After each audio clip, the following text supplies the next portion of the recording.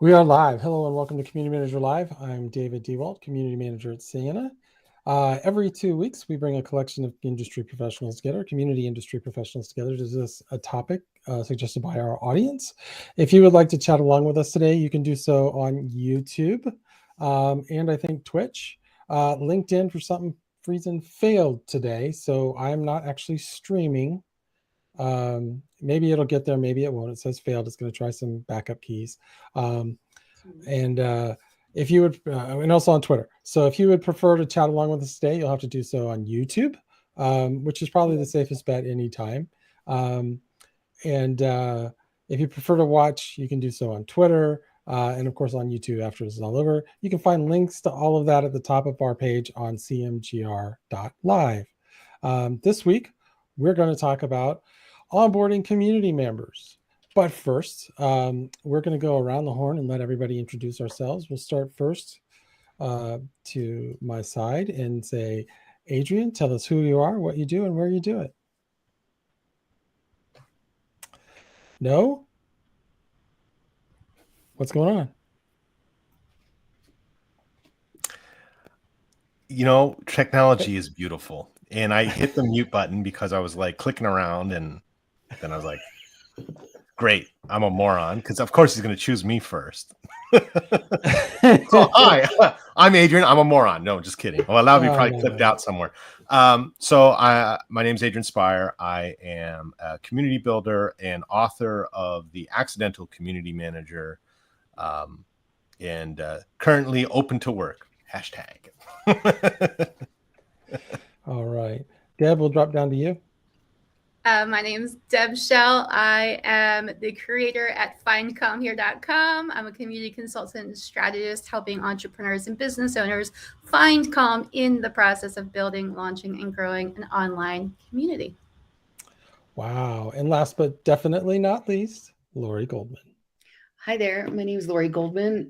I manage developer and technical communities for open source and SaaS companies. Very good. Very good. All right. As I said, this week we are covering onboarding community members, something that we all have to do. I do have good questions for us this week. However, we're going to try something new. Because we do this at 2 o'clock Eastern in the United States, our wonderful and amazing community managers over in Europe are not able to attend usually live because that's a Friday night. And who wants to sit with 4 people or 5 people and chat about community management after you've been doing it all week on a Friday night, right? When they could be with family, they could be with friends. Some of them are probably 2 pints deep, if not more. You know, community people are the most fun to hang out with. Come on, especially with alcohol. I'll disagree because I used to have a customer community call every Friday, and my friends from Germany would show up with wine, and we had some really great conversations. Thankfully, though, here's the difference. I think, Dave, that you're suffering from. Ours weren't recorded, so that's where that's the difference. You know, so people were drunk and they were saying some stuff that they probably shouldn't have, but there was no physical audio recordings to use against them in any fashion. So, yeah, that's very true, very true. But I've come up with an interesting ploy to see if I can get them to participate in their own way.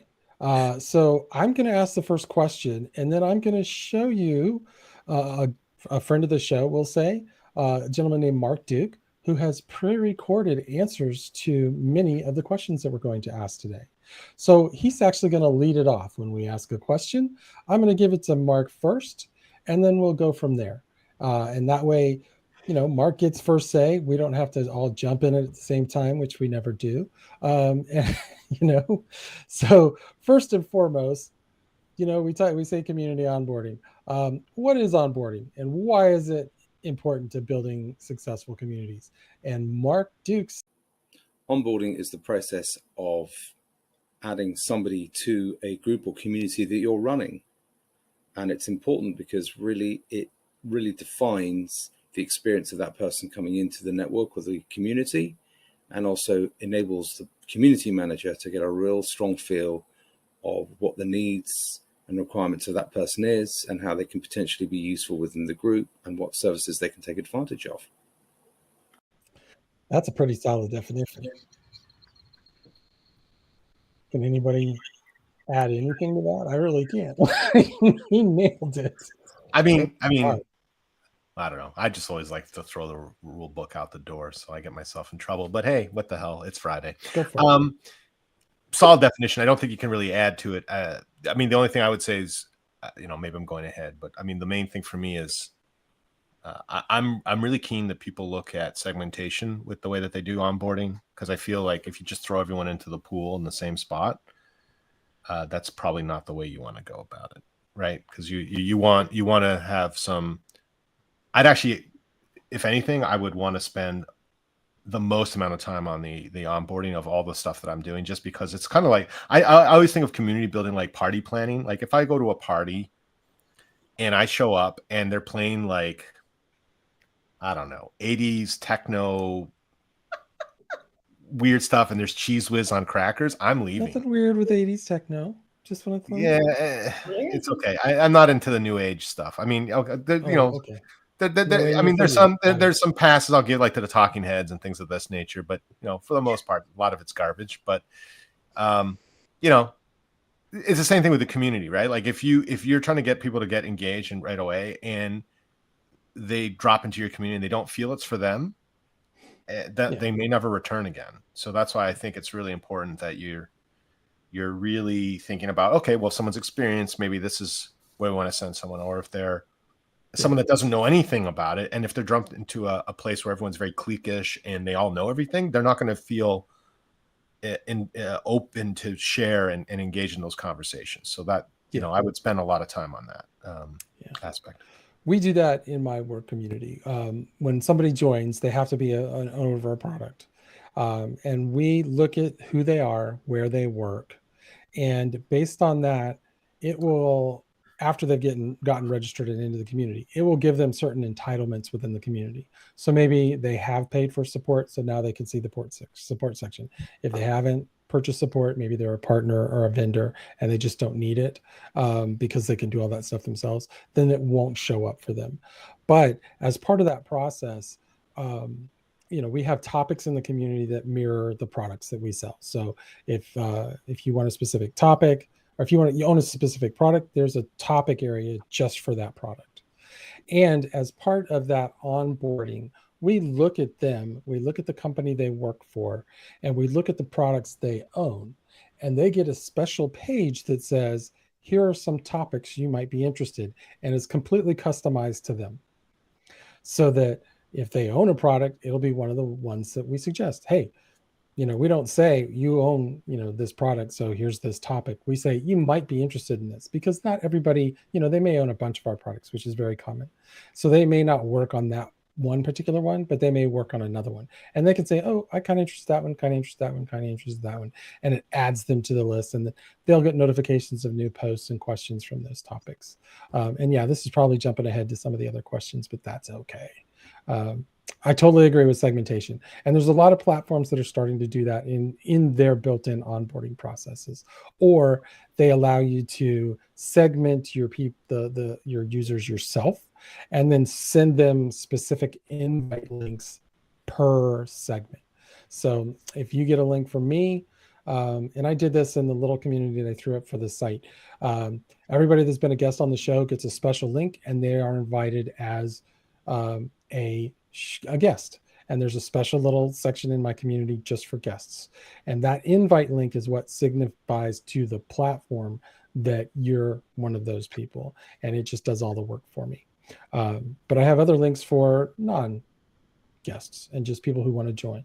You can find that at the top of the page on cmgrlive.com. You can do cmgrlive.com. That will work. Just hit the core link at the top if you want to join in. It's really slow. I've had a few weeks here where I've had some health issues and I haven't been as active in promoting stuff in there. But if you want to join, we'll get it going eventually. But I totally agree. Segmentation is very important if you can do it. I think also too, I work with developers and system administrators and QA folks. I tend to think in terms of tasks. So what's the first 30 days going to be like? Like, what's the most challenging part of the product or of the workflow? and these are the best articles that you could read to just get you up and running as quickly as you can. And most, I think it's okay for me to kind of generalize and say most developers and technical folks want to figure stuff out themselves. So I try to stay out of the way and being like helpful on the periphery, but here's some things you might want to check out. Yeah, well, I mean, that gets down to knowing your audience too, right? Because I can Yes. imagine those.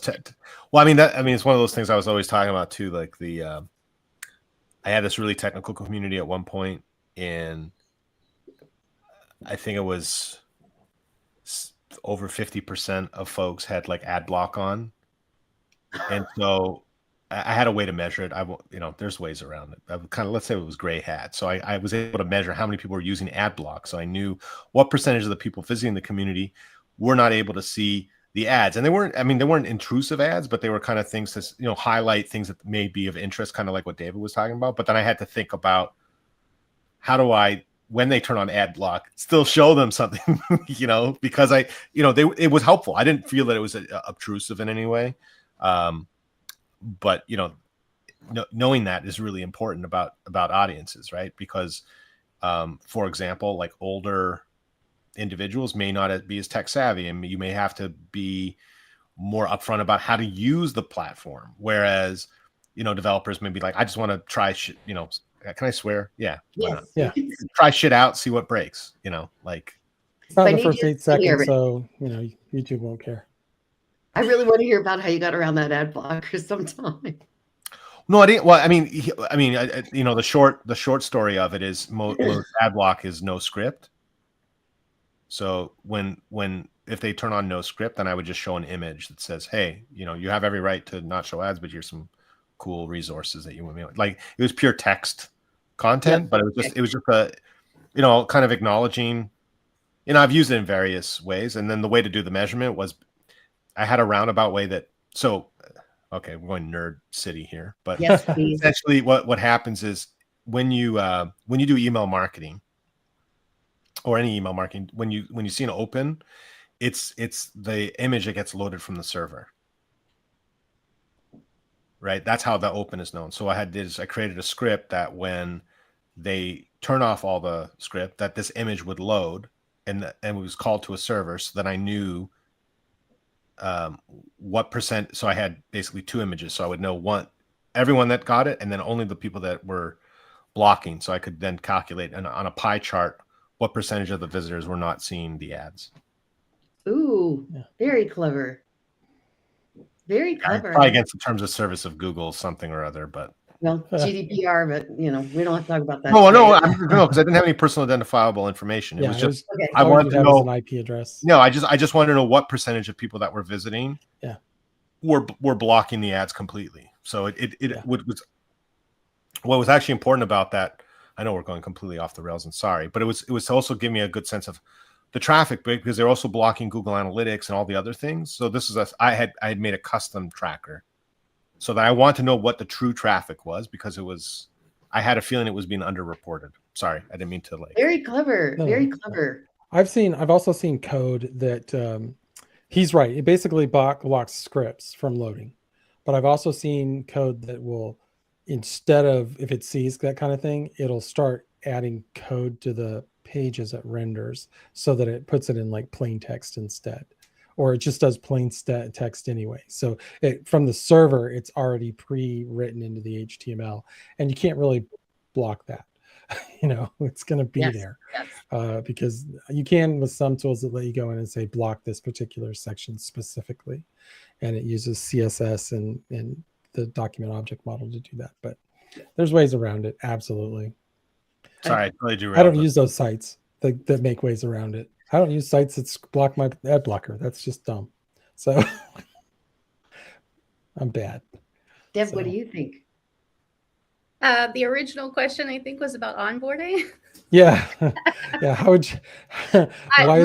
My only comment would be the entrepreneurs and business owners I work with typically miss this step or don't prioritize it as important as it should be. So I typically tell people, they take a lot of assumptions thinking like, oh, they'll know how to do that, or they know how to, click on a box or open up this thing. No, people don't know that. They're not going to do it. You have to tell them. And you don't want to tell them all in one email. You don't want to say, click here, go here, do this. You don't want to give them 7 commands in one email. So it's a journey, and you want to take people on it, and like we're walking down a road, and we're in it, we're walking together, and one little baby step at a time. And I feel like in the world that we live in, 3 seconds, if you can't figure it out in 3 seconds, people are done. So you've got to make things really easy to clearly communicate and easy to understand. And when the biggest point of onboarding is so they know that they're in the right place. Like in my mind, I feel like they have to know that they're here and they belong here and what they're going to get out of this place. I think a lot of the times we see that there's just rules, like here are the rules. And we don't care about rules in the very beginning. We want to tell them why it's important for them to be here before we talk about don't break the rules. Like, first of all, like, why are you going to be here and how are you going to participate and show up?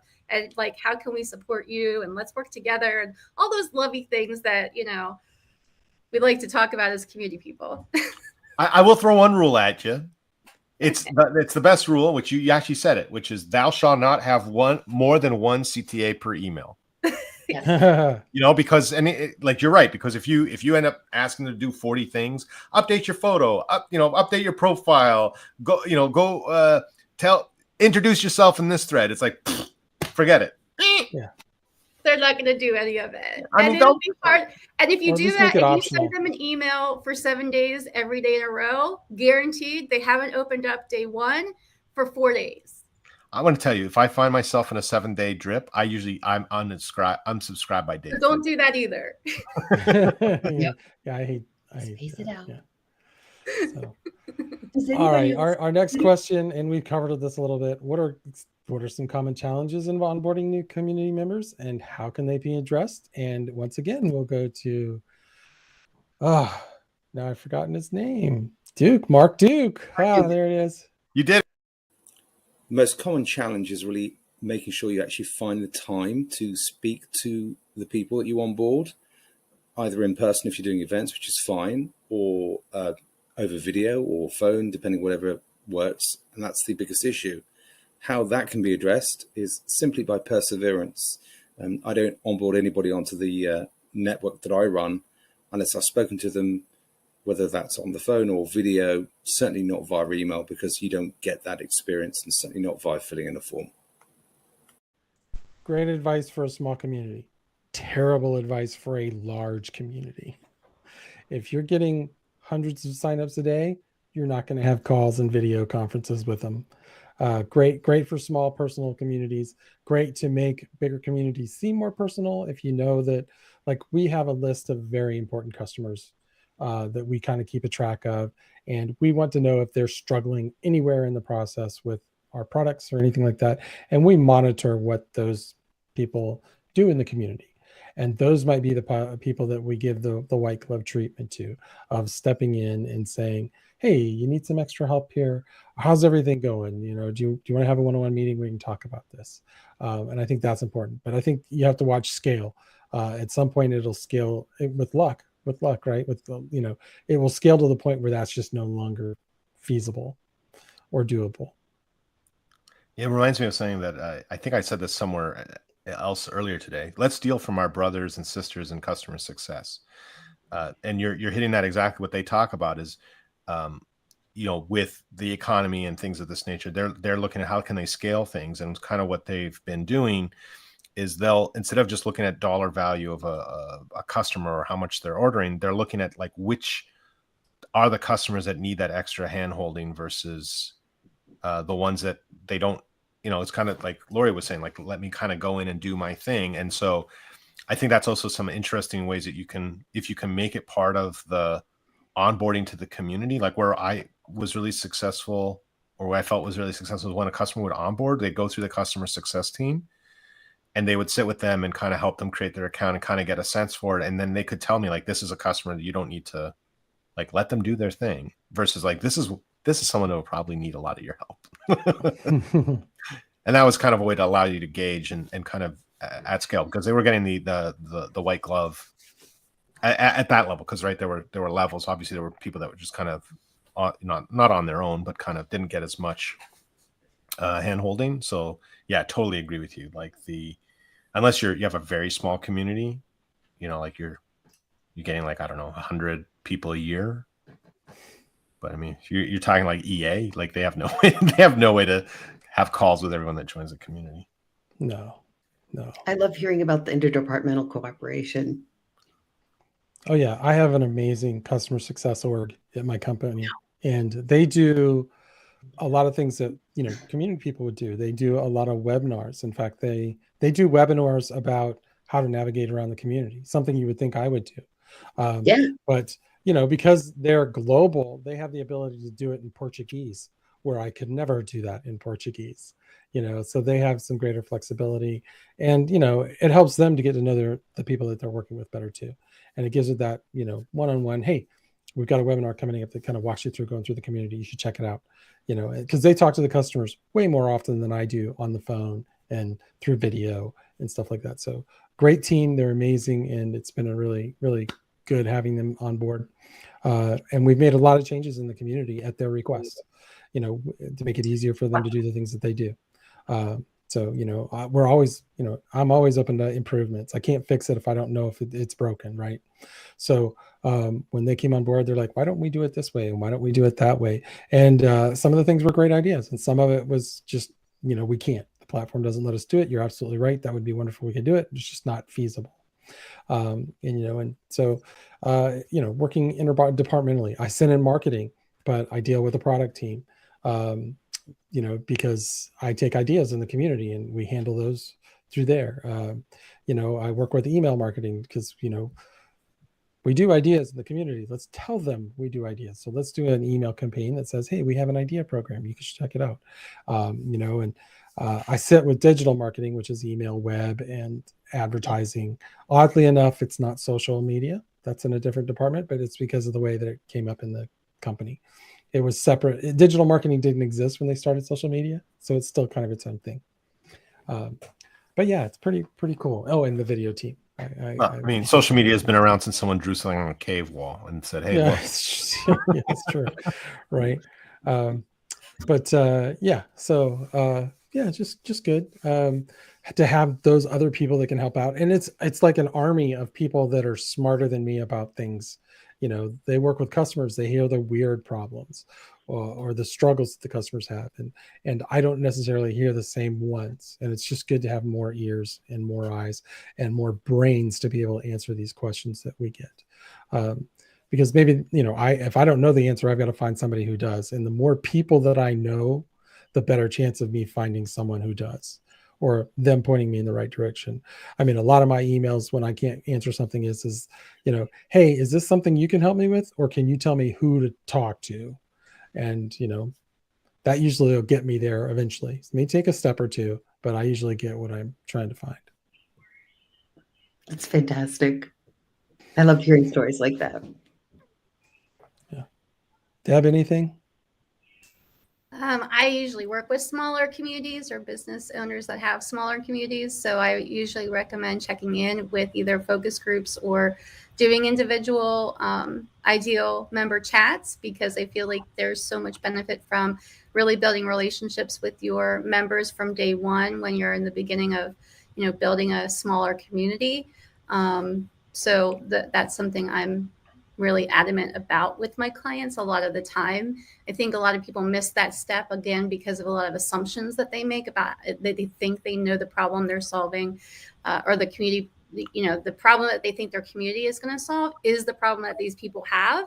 And so that's another way to just make sure and validate that your community is solving the problem that these people do have, and getting their feedback and ideas. And so if you do have bandwidth, or you can partner with other people, or you can do surveys or focus groups, or, have a team, maybe even just bringing in somebody for just a period of time to do these interviews or conduct something to get some of that stuff, even on a yearly basis, or, something like that. So you can keep the pulse of who your members are and what's going on, because things change, as we know. And I agree with you. I don't want to say, hey, don't do any, one-on-one. I think the difference was the contacting every person that joins. The focus group thing is a golden staple. Like I would say that if you're not doing it, you're certainly missing an opportunity to learn a lot about your community, even if it's a sampling size. Like every 10th member, or every 100th member, you have an opportunity to have a chat. That also gets down to the segmentation. Hopefully, you've done of your own community to kind of get an idea of like, okay, we have so many percentage in our community doing X or Y, and let's ask 3 or 4 of those types to be in this group, so we have a sampling to say, hey, we're going to do this program in the community. What's the reaction? So you get some immediate response on it. But at volume, when we're talking thousands and thousands of members a day, I don't know if a call with every single one would make sense. Yeah, that's good. That's good. So our next question has, it's something that I do in my communities or try to do. So I'll say the question and then I'll talk a little bit about what made me come to it. Well, actually, no, that's the question after that. So how do you make, let's do this question. And you know what? Skip it. I'm going to reverse orders. Here I am rambling. So here's the question. What are some effective strategies for providing resources and information to new members during the onboarding process? That's not the one I was going to read. I read the wrong one. Fascinating. So Friday. it's Friday. The one I was going to ask is about how can you get existing community members to be involved in the onboarding process and help integrate new members? And that came about years ago when my kids were very little. When they hit first grade, they were assigned a 4th grader to be their buddy. And the 4th grader helped them get acclimated to the school and to going to school and everything. And it was a buddy process. So I have that question in there because that's something I try to do in communities when I can, when it's possible, is to have older members kind of be a mentor to a new member. We're probably not going to get to that question today, but let's go back to the one that I did ask. What are some effective strategies for providing resources and information to new members during the onboarding process? We've talked a little bit already about not overloading them with too much information, but let's see what Mark Duke has to say on that. So I actually don't share information during the onboarding process because the focus is actually the conversation. So either they will have received material before the conversation, which tends to be a webpage about what my group is about, and then it's all in the follow-up, because often the follow-up will contain details about what the community is about, and more importantly, about connecting them to people in the community based on what their needs are. That really being the key thing. I don't know how much more we have on this. I think he reiterated what we said. Don't overwhelm them when you're onboarding them.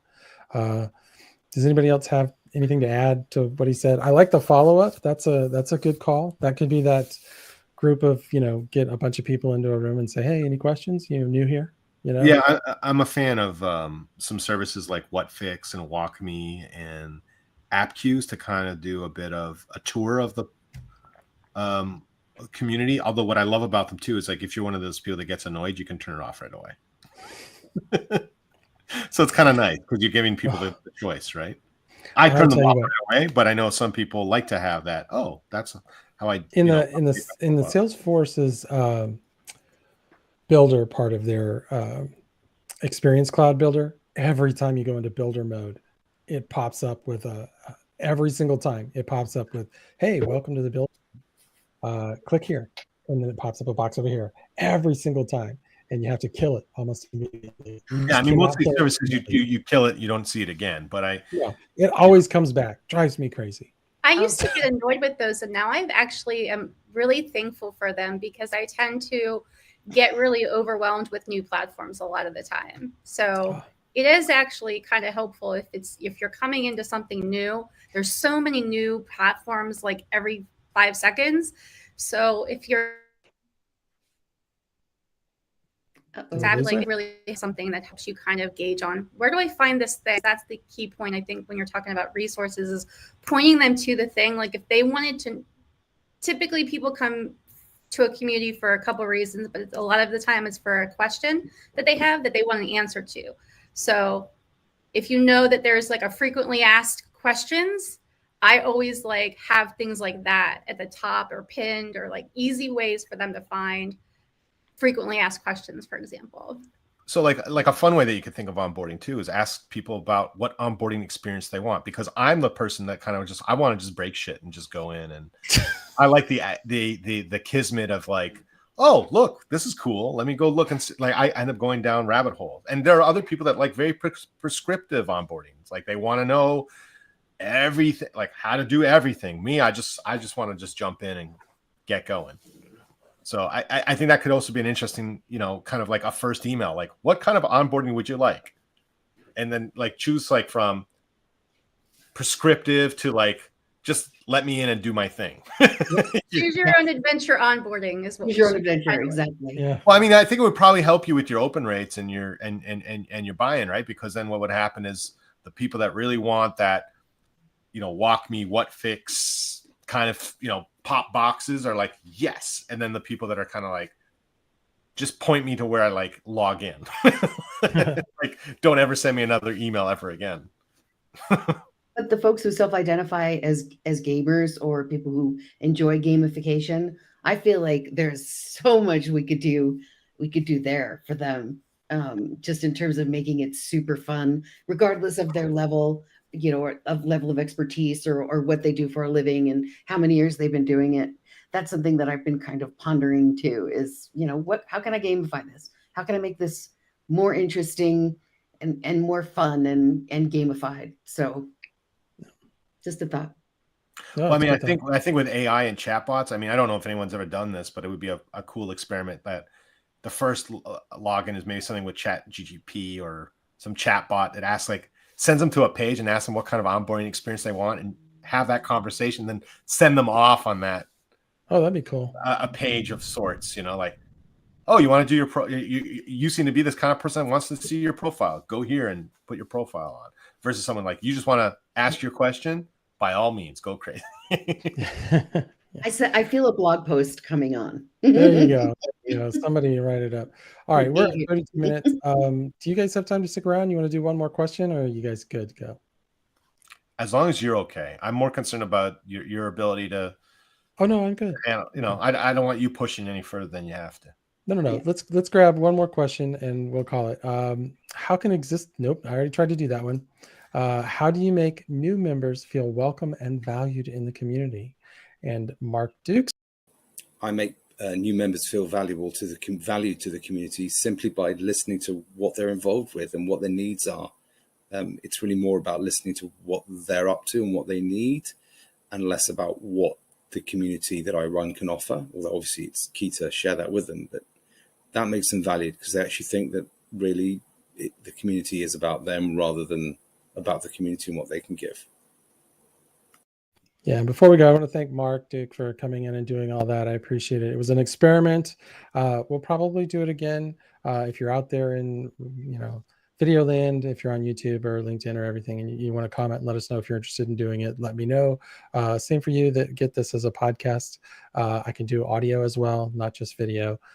So there's ways that we can make this work for people that are in time zones that are not conducive for being here live.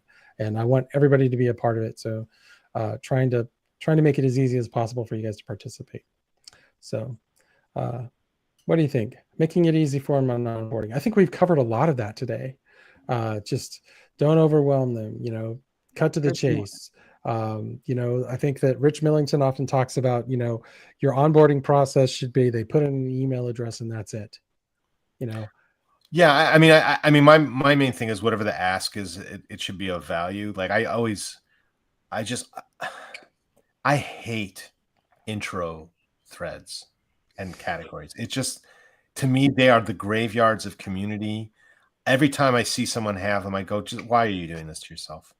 Why? Because it always starts off with good intentions. It's like that first one. It's like, hi, I'm Joe from St. Louis, and I like apples, and I live on a farm, and go Broncos. And then it's like, hi, Joe, or hi, Jim. And then there's, and then before you know it, it ends up being 475 pages of all these posts. And the only thing that's happening is some poor community manager is sitting there liking every single one that comes in, and no one else is engaging because no one cares, because there's no value for anyone else unless they're like.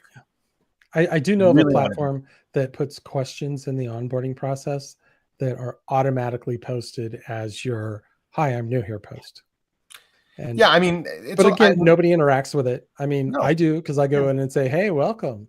Thank you for joining us. it, Thanks for it takes a special kind of human being. Yeah. And usually it's the natural community builder that will go in there, or welcome committee.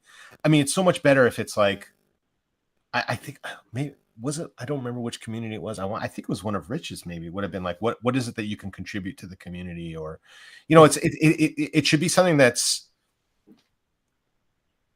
helpful, of value. Cause just as like, you want to create value for the community. Well, like, what's the first post that someone can have value on? Like, what's the most confusing thing about our product? What's the one thing you wish you knew about this industry?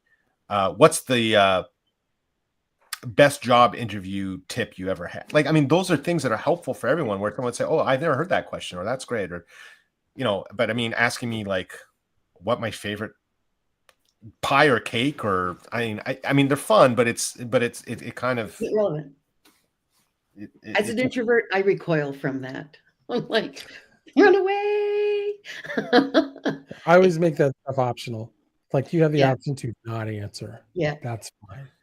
right. Yeah. But I mean, in terms of getting the most value out of it, like, I think if the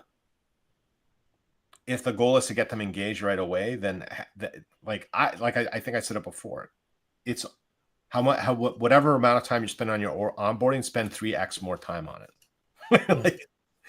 Because I mean, that's the thing, right? You don't want to be, like, I'll say it again, you don't want to be serving cheese whiz on crackers with 80s crap techno music, or I don't know what it's called from the 80s. It's not techno, it's keyboard. Okay.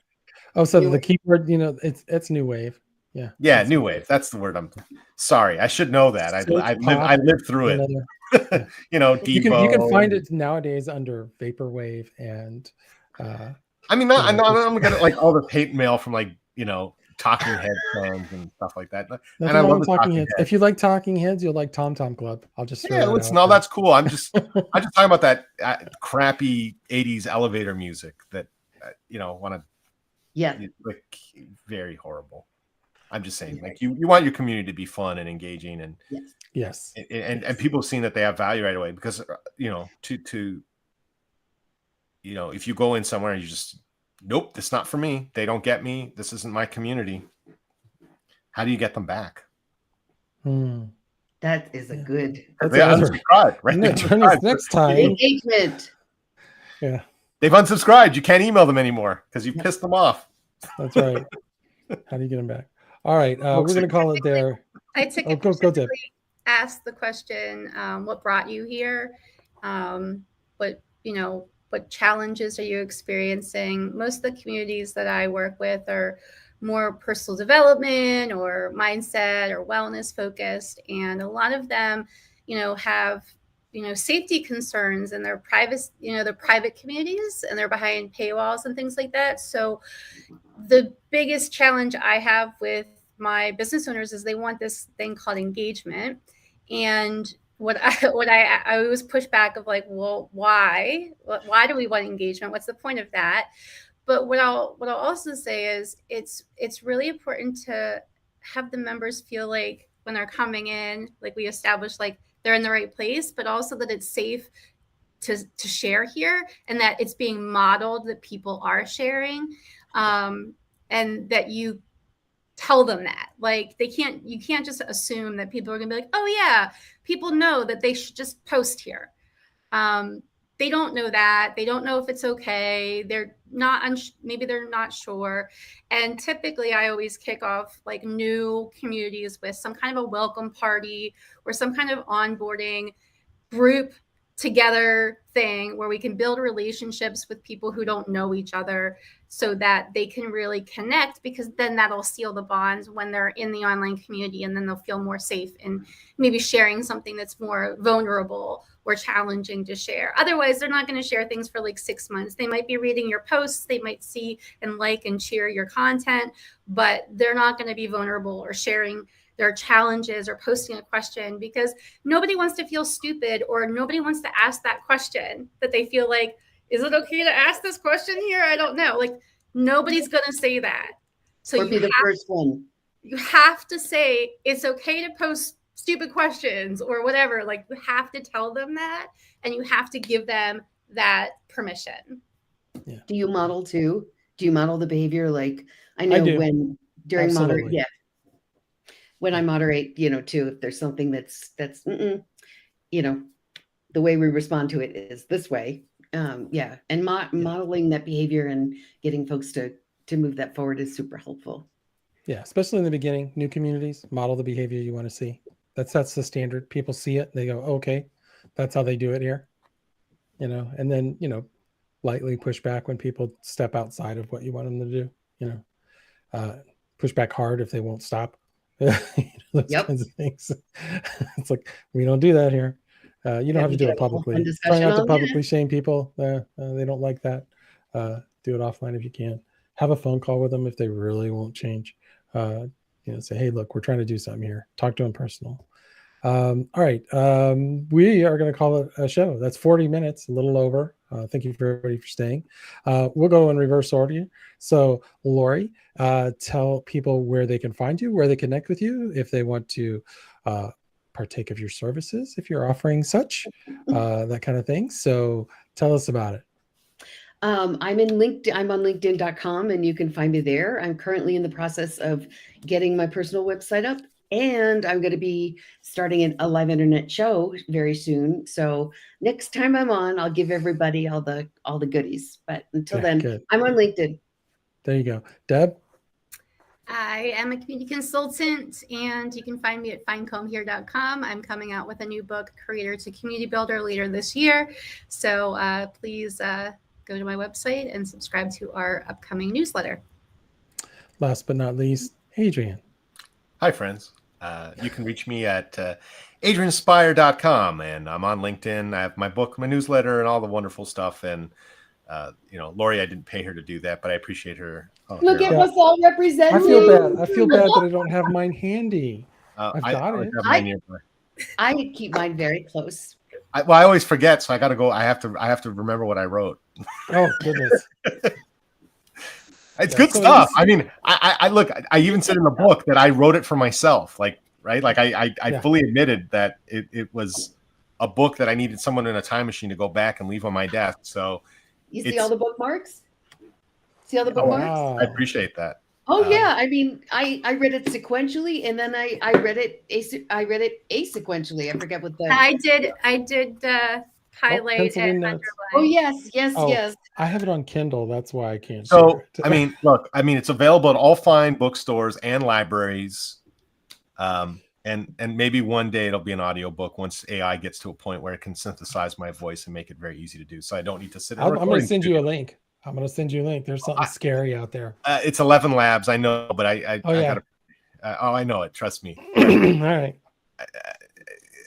It's a little more pricey than I want to do at this point, and I'm not sure if the technology. It's a little creepy, to be honest. But at some point, an audiobook will come out. But adrianspire.com. I've got the newsletter. I've got LinkedIn, and where you can buy the book and all that other fun stuff. So awesome. All right. I want to thank our guest today, my co-host Tim, who's out today celebrating with his wife. I will never, say anything bad about that. I don't blame him.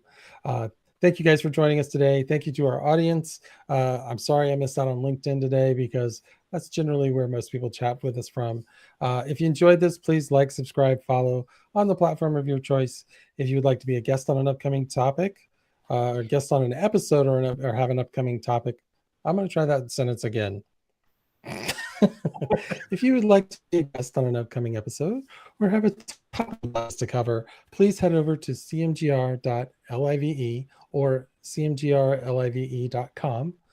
Click the contact button in the bottom right. There's a form that you can fill out to be a guest or give us a topic. If you would prefer an audio version of this, you can find our podcast wherever you get a podcast today: Apple Podcasts, Spotify, Amazon Music. Interestingly enough, if you go on Spotify and you do it on Spotify, you can actually watch the video instead of getting just the audio. Oh, wow. So that's kind of neat. I know that we've got about 30 some odd subscribers on Spotify. Thank you. I love you. Again, thank you to our guests. Thank you for joining, and we'll see you in 2 weeks.